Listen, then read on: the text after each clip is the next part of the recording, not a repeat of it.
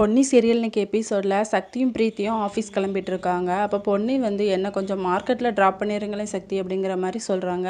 இல்லை பொன்னி நீங்கள் நடந்தே போய்க்கோங்க, இல்லைனா ஆட்டோவில் போய்க்கோங்க, ட்ராப்லாம் பண்ணால் ரொம்ப டைம் ஆயிரும் சக்தியை, வா போகலாம் அப்படிங்கிற மாதிரி இப்போ பிரீத்தி வந்து சொல்கிறாங்க. உடனே பொன்னிக்கு வந்து கோவம் வந்துடுது. சக்தி நீங்கள் மீட்டிங்க்கு கன்ஃபார்ம் போய் ஆகணுமா அப்படிங்கிற மாதிரி கேட்டதும், இல்லை பிரீத்தி போய் மேனேஜ் பண்ணிப்பா, அவளே அட்டன் பண்ணிப்பா அப்படிங்கிற மாதிரி சொன்ன உடனே அவங்கள ஆட்டோவில் போக சொல்லுங்கள் அப்படிங்கிற மாதிரி சொல்கிறாங்க.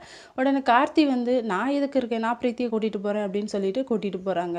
பிரீத்தி வந்து பொன்னியை பார்த்து முறைச்சிட்டே இருக்காங்க. பொன்னி வந்து சிரிச்சிட்டு இருக்காங்க. 2 பேருமே ஆளுக்கு ஒரு காரில் போகிறாங்க.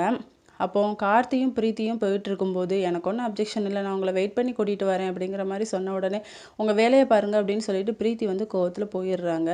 என்ன இவ இவ்வளோ கோவப்படுறா அப்படின்னு சொல்லி கார்த்தி வந்து மனசுக்குள்ள நினச்சிட்டு இருக்காங்க. அடுத்த சீனில் சக்தியும் பொன்னியும் காரில் போயிட்டுருக்காங்க. அப்போ நான் பண்ணது எதுவும் உங்களுக்கு தப்பாக தோணுதா அப்படிங்கிற மாதிரி கேட்டதும், எதை பற்றி கேட்குற பொன்னி அப்படிங்கிற மாதிரி கேட்குறாங்க.